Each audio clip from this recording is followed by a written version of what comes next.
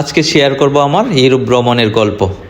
আমি একটি Schengen visa নেওয়ার পরে আজকে আমার ফ্লাইট, আমি যাচ্ছি ঢাকা থেকে রোম। আমার সাথে আছে জুয়েল আর জাহাঙ্গীর ভাই, আজিম। তো মাঝ রাস্তায় আজকে প্রচণ্ড গরম, আমার গাড়ির অবস্থা খুবই খারাপ, দেখেন কি অবস্থা।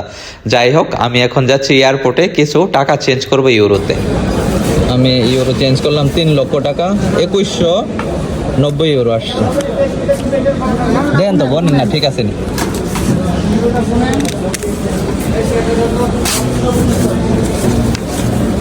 যে আমাকে রেসিট দিল।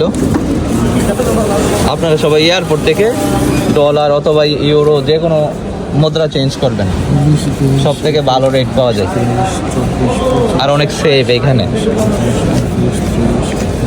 আমার ইউরো নেওয়া শেষ, আমি ইমিগ্রেশন শেষ করে এইমাত্র ইথিওপিয়ান এয়ারলাইন্সের একটি বোয়িং বিমানে চড়ে যাত্রা এখন ঢাকা টু রোম।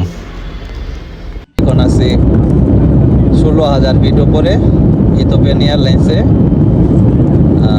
ঢাকা থেকে ছাড়ছে 1 ঘন্টা হয়ে গেল। আমাদের প্লেন এখন ভাসছে 20,000 ফিট উপরে। খুব খিদা লাগছে, আমাদের খাবার চলে আসছে। তারা দিচ্ছে হচ্ছে এটা ফ্রাইড রাইস, চিকেন ফ্রাই আর মিক্স সালাদ। এই সালাদটা খুবই আমার পছন্দের।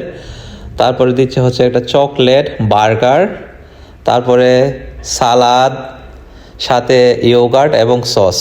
ইথিওপিয়ান এয়ারলাইন্সের খাবারের মান খুবই ভালো আর তাদের সার্ভিস ছিল খুবই চমৎকার পুরা রুটে। তো আমরা ঢাকা থেকে 5 ঘন্টা যাওয়ার পর দ্বিতীয়বারের মতন মেইল আসছে। আমাদের ঢাকা থেকে ইথিওপিয়া পর্যন্ত 2টা মেইল আসে।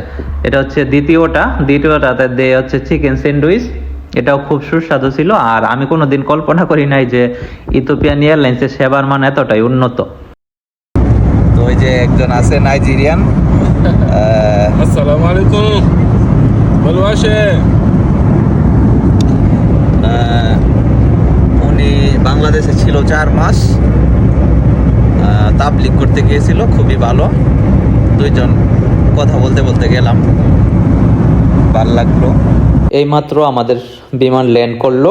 আমি এখন আছি ইথিওপিয়ান ইন্টারন্যাশনাল এয়ারপোর্টে। 4 ঘন্টা ট্রানজিট, তারপরে আমাদের ফ্লাইট যাত্রা শুরু করবে ইথিওপিয়া থেকে রোম ইন্টারন্যাশনাল এয়ারপোর্টে। তো ইথিওপিয়ান এয়ারলাইন্সের এয়ারপোর্টটি খুবই সুন্দর, গোছানো, পরিপাটি। আমরা সবাই ঘোরাঘুরি করতেছি, খুবই সুন্দর, চমৎকার। আসলে এটা এয়ারপোর্টটি দেখলে মনে হবে না যে এটা কোনো আফ্রিকার এয়ারপোর্ট। যাই হোক, আমরা একটু ঘোরাঘুরি করলাম। তো সবাই যার যার মতো ছবি উঠাইতেছে, ব্যস্ত। তো অল্প কিছুক্ষণের মধ্যে আমরা রোমের উদ্দেশ্যে যাত্রা করব। ফাইনালি আমাদের বিমান ল্যান্ড করলো রোম ফিউমিচিনো ইন্টারন্যাশনাল এয়ারপোর্টে। এখন যাচ্ছি আমাদের লাগেজ নেওয়ার জন্য। আর এয়ারপোর্টটি সারা ইউরোপের মধ্যে একটি বিখ্যাত এয়ারপোর্ট। আর আপনারা জানেন যে ইতালি একটি ঐতিহাসিক দেশ আর এখানে প্রচুর পরিমাণে টুরিস্ট আছে। তো আমরাও লোভ সামলাইতে পারলাম না, চলে গেলাম পিয়াসা ভেনিজিয়ায় যে দেখবো রোম শহর। তো এটাই ছিল আমার ইউরোপে আসার গল্প। পার্ট বাই পার্ট ভিডিও দিব, আপনারা ভালো লাগলে শেয়ার করে পাশে থাকবেন। সবাই ভালো থাকবেন।